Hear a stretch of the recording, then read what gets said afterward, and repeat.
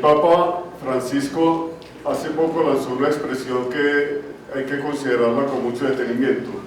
El Papa decía hay que rehabilitar la política.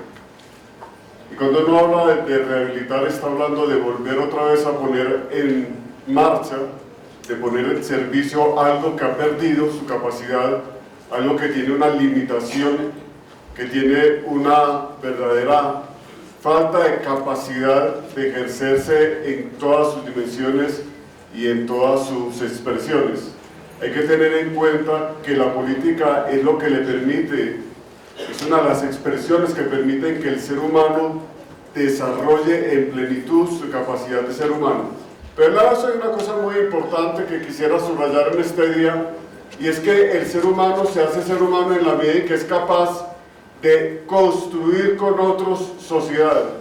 Si colocamos esos dos pilares, la política como un ejercicio que está excluyendo la violencia, que está creando una alternativa distinta de la imposición y de la violencia, de la homogeneización y del crear un ambiente donde no existan posibilidades para los seres humanos verdaderas. Y por otro lado tenemos nosotros la política como una participación activa de todos los ciudadanos y de todas las personas. Entonces ahí tenemos nosotros un par de horizontes que nos tienen que hacer ver como el horizonte hacia el que queremos caminar. Lo que queremos es que la gente sea capaz de posicionarse en el espacio de lo público y allí hablar, proponer, discutir, pero ser capaz de decir aquello que le parece que es importante para su comunidad. Y ahora lo que se dice es, hay que plantearse un horizonte distinto, y ese horizonte tiene que tener que ver no con el miedo, sino con la libertad. Y la democracia es el ejercicio de la libertad. Esta tiene que ser la generación capaz de construir la paz, sin importar la edad que hoy tengamos. ¿Qué significa para usted ser agente de cambio de esa realidad política que no me gusta, de esa realidad política que quiero transformar? Es que los agentes de cambio no son elegidos de la nada, o sea, como si fueran una clase especial. Los agentes de cambio se hacen dentro de la misma comunidad. Entonces viene otro elemento que es fundamental en el agente de cambio, la interdependencia y la capacidad estratégica de sumar con otros, trabajar con otros. Ese es otro elemento fundamental. Y así es como ella pudo entender cómo podía agenciar los cambios. Eso es esa capacidad de tomar distancia de mi propia realidad e ir a la realidad del otro para asumirla como propia, sin juzgarla. Ahí viene la otra parte gruesa de esa capacidad. O sea, el agente de cambio no es un juez. Uno cruza orillas no para entender a quién le da la razón y a quién culpa. El agente de cambio no es un juez. Si usted quiere ser puente, tiene que renunciar a ser juez. Y esa es una decisión que tenemos que tomar muy rápidamente.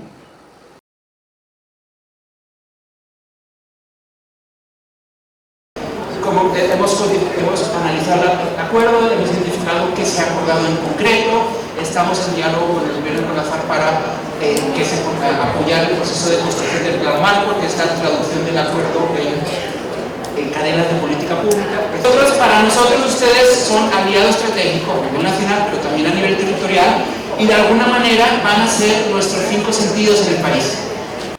La idea, en principio, es que a principios de marzo, al comienzo de marzo, el proceso de dejación comienza a tener lugar y hay un fuerte acuerdo con las dos partes, con el gobierno y con FARC, de que al día 180, o sea, fines de mayo, ya el proceso de dejación de las armas concluye y termina.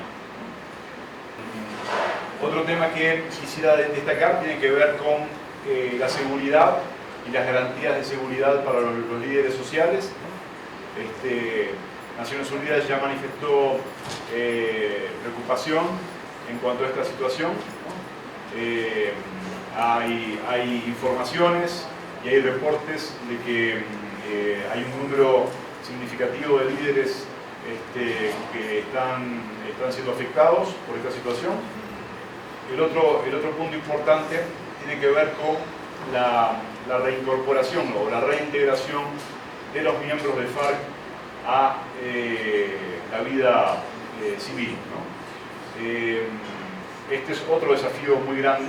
En todo proceso de paz hay que crear y hay que brindar ciertas garantías para que los ex guerrilleros puedan realmente reintegrarse a la vida civil y de esa manera poder darle sostenibilidad al proceso. Construcción de paz.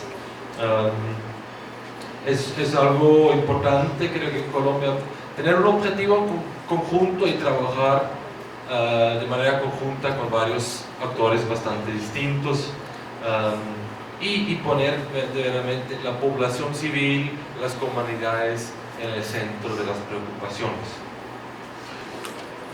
Implementar el acuerdo de paz entre el gobierno y las FARC es una tarea que le va a ocupar el país, yo creo que unos 10 años.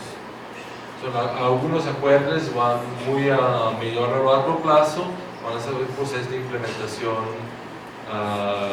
complejos, pero ojalá con los resultados positivos.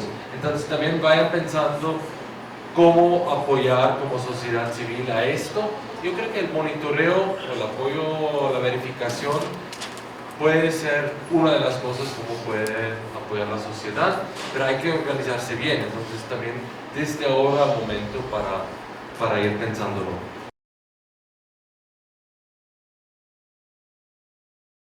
Esta, digamos, es toda la advertencia de escenarios de riesgo donde se informa que hay presencia de actores armados, donde se informa que hay enfrentamientos violentos y, por supuesto, donde se informa que hay victimización de la población y se hacen recomendaciones a las autoridades. Si vemos los principales responsables, vemos que el ELN ocupa un tercer lugar. En un segundo lugar todavía aparecen las FARC, porque recordemos que durante el año 2016 hubo todavía una actividad importante de las FARC. Y el primer lugar lo ocupan los que nosotros llamamos grupos armados ilegales o grupos post-desmovilización de las autodefensas, que son los que hoy a la luz del acuerdo de paz se denominan organizaciones sucesoras del paramilitarismo.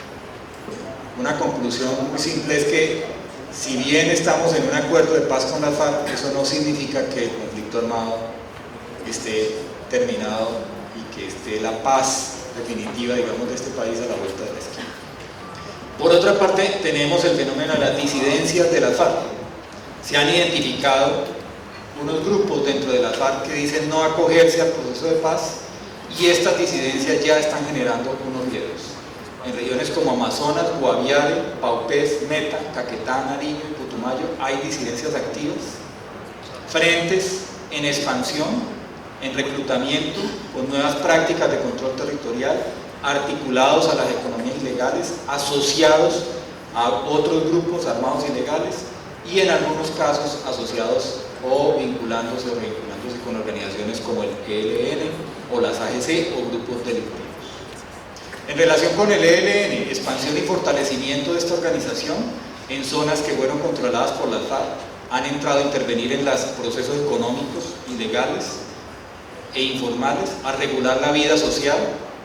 Finalmente, en el lapso de 14 meses comprendido entre el 1 de enero de 2016 y el 20 de febrero de 2017, registramos, digamos, en forma certificada con listados y datos de hechos, 120 homicidios de líderes y defensores de derechos humanos en Colombia, en todos estos departamentos que ven acá: Antioquia, Cauca, Nariño, Arauca, Cesar, Norte de Santander, Atlántico, Córdoba, Putumayo, Bolívar, Cundinamarca, Risaralda, Santander, La Guajira, Caquetá, Casanare, Magdalena, Tolima y Valle del Cauca. Agudización de conflictos sociales y políticos, fortalecimiento y expansión de estos grupos de autodefensas, o desmovilización de las autodefensas, aumento de la violencia y la delincuencia.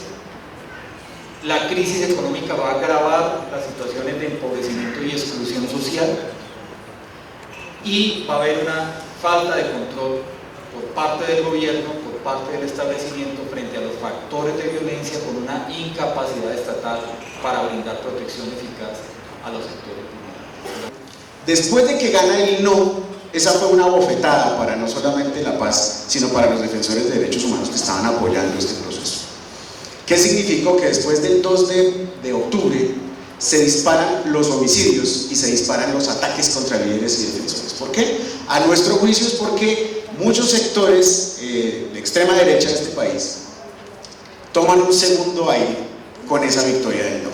Y la estigmatización pública se vuelve cada vez más pública. Y resulta que comienzan a salir una cantidad de panfletos en muchas partes del país: Nariño, Cauca, Putumayo, Valle del Cauca, Chocó, Antioquia, amenazando a defensores de derechos humanos a nombre de las autodefensas. Y lo más particular es que luego salen las mismas autodefensas en su página web a decir: nosotros no somos. Entonces, ¿quiénes son? El segundo es el poder que se le está entregando a la Policía Nacional. Por supuesto, tiene la responsabilidad de ejercer y de generar protección a las personas y a los ciudadanos. Pero esta Policía Nacional, a partir de la expedición del nuevo Código de Policía, tiene la capacidad de hacer muchas otras cosas que antes, se podía decir, eran un delito. Nos preocupa muchísimo los excesos de fuerza de la policía. Nos preocupa muchísimo que esto vaya a repercutir, por ejemplo, en zonas donde haya alta presencia de cultivos de uso ilícito, donde haya asociaciones que estén uniéndose para defender ese tema, salgan a protestar y la policía va a tener la posibilidad de usar más fuerza. ¿Conocen al alcalde cuando era candidato? Cuando era candidato, ¿sí? Compadre Manuel. Apenas llega la alcaldía de Don Manuel, ya lo conocen y ya cree que el municipio es de él. Ya cree que el municipio es de él. Ya ustedes que votaron por él, me quiero el dedo, se jodieron porque el municipio es de él. Y no reconocen que su principal obligación es transparentar la función pública y rendir cuentas. En el Acuerdo de La Habana, y no puse casualmente lo de los consejos de planeación, en el Acuerdo de La Habana, en el punto 221, ¿qué dice? Dice: se creará un espacio nacional que va a discutir y hacer unas propuestas para que el gobierno haga un estatuto nacional de garantías para la participación ciudadana. ¿Qué tenemos que hacer nosotros? Organizar una deliberación donde ciudadanos y ciudadanas de distintas partes de todos los departamentos del país puedan participar en la discusión de cómo debe ser el estatuto de la participación en Colombia y cómo debe ser la política de participación en Colombia. ¿Sí? Sin control social, la rendición de cuentas es lo que nos está pasando en muchos lugares del país, es que es una audiencia en la cual la ciudadanía ni siquiera puede preguntar. Y sin control social nos quedamos muy cortos en cuanto a mecanismos de cuestionar las acciones del poder. Algo fundamental del control social es que requiere actuar en defensa de intereses o bienes públicos y requiere adicionalmente la independencia de los sectores del control respecto a los controlados. Esto es clave porque muchas veces en nuestro país, cuando uno habla con autoridades y muchas veces también en las mismas comunidades, la gente piensa mucho en control social respecto a la figura de veeduría, y en muchos lugares de nuestro país la figura de veeduría es una figura que ha sido mal utilizada lastimosamente. Nosotros no nos queremos ir por esa vía de seguir haciendo o profundizando ese estigma, sino queremos plantear de manera muy clara que cualquier ciudadano en este país tiene derecho a ejercer control social. Si lo quiere hacer a través de una veeduría, magnífico, hágalo y haga un buen trabajo, pero lo clave es que hagamos una defensa de intereses o bienes públicos, de una defensa del trabajo colectivo, y no busquemos beneficios particulares a través de lo que muchas veces han hecho algunos, no voy a generalizar, algunos peores ciudadanos en este país.